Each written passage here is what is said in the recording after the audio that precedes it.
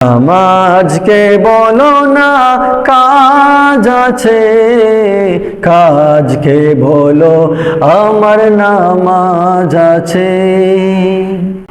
আল্লাহ পাকের দয়া, এই যে কিতাবটি রয়েছে এই কিতাবের মধ্যে একটি ঘটনা উল্লেখ করা হয়েছে। ফাজাইলের নামাজ কিতাব থেকে সংগ্রহ করেছেন। কিতাবের মধ্যে রয়েছে একটি ঘটনা। একটি ডাকাত দল,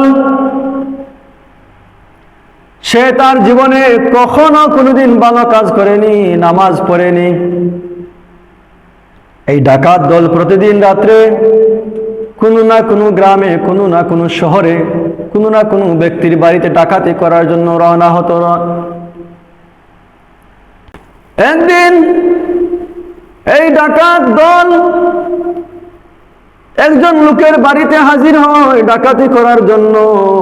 এমন সময় গ্রামের সবাই তাদেরকে বেরি করে ধরলো, তাদেরকে পাকড়াও করলো, বের করলো কিভাবে ডাকাত দলকে ধরবে এবং মারবে। ডাকাতদেরকে ধরলে তো আর ছাড় দেওয়া হয় না, না মিষ্টিমুখ করান আপনারা? সুরের ধরলে, ডাকাতের ধরলে মিষ্টিমুখ করান না, 22 দেন।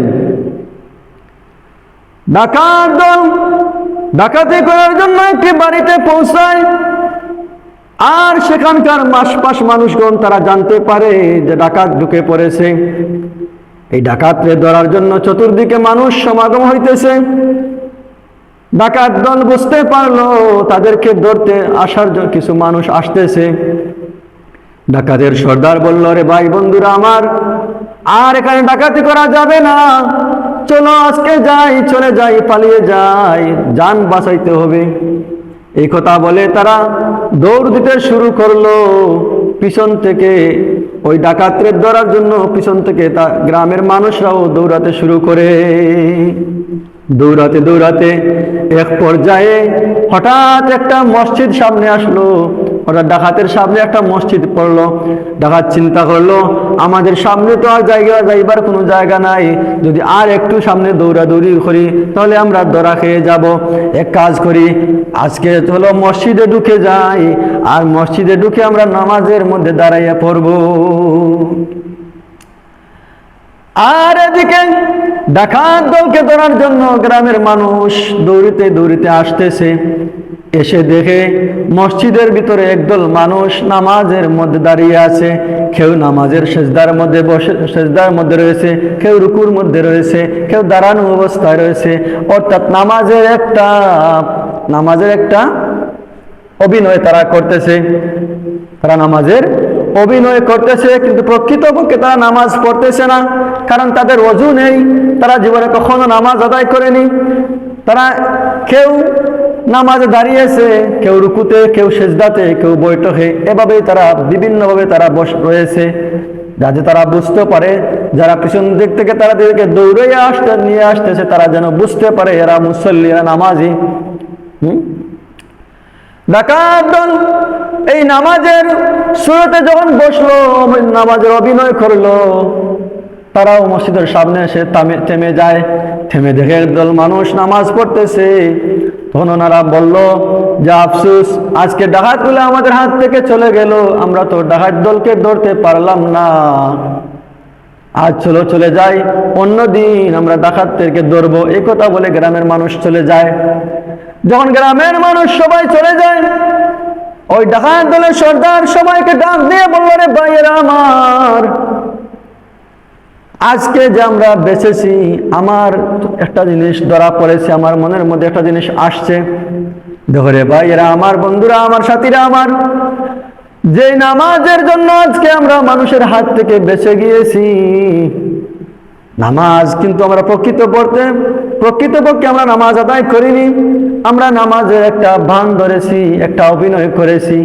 এই নামাজের অভিনয় করার কারণে যদি আজকে আমরা গ্রামের মানুষের হাত থেকে বেঁচে গেলাম, তাহলে প্রকৃত নামাজ যদি আমরা পড়ি, প্রকৃতপক্ষে আমরা যদি নামাজি হয়ে যাই, তাহলে কিয়ামতের ময়দানে আল্লাহ পাক রব্বুল আলামিন আমাদেরকেও এভাবেই নাজাত দিয়ে দিবেন। সুবহানাল্লাহ। ডাকাতের সর্দারের মনের মধ্যে এই কথাগুলো আসলো। হ্যাঁ বন্ধুরা আমার, সাথী আমার, আমি আজ তওবা করলাম, আমার জীবনে যতদিন বাঁচমু আর কোনোদিন ডাকাতি করব না। আমি আজ খালিস নিয়তে তওবা করলাম, আর কোনোদিন কখনো নামাজ ছাড়ব না। সুবহানাল্লাহ। এই কথা বলার পরে সাথীরা, তাদের সাঙ্গপাঙ্গ যারা রয়েছে, সাথী বন্ধুরা যারা রয়েছে, তারা বলল, আমাদের সর্দার, যেখানে আপনি আমাদের সর্দার, আপনি নিজেই তওবা করে আল্লাহর পথে ফিরে আসছেন এবং ডাকাতির পথটা ছেড়ে দিয়েছেন। ও আমাদের সর্দার, আমরা কি আর বসে থাকতে পারি? আমরাও আপনার সঙ্গে তওবা করলাম, আর আল্লাহ পাক রব্বুল আলামিনের কাছে দোয়া করলাম, তওবা করলাম, আল্লাহ যেন আমাদেরকে মাফ করে দেন, আর আগামী দিনের জন্য যেন আমাদেরকে কবুল করে নেন। আমরা আর জীবনে কোনোদিন বাদ কাজ করব না। আজকে থেকে আমরাও 5 ওয়াক্ত নামাজ আদায় করব। সুবহানাল্লাহ। এই কথা বলার পরে ওনারা তওবা করে যার যার বাড়িতে চলে যান।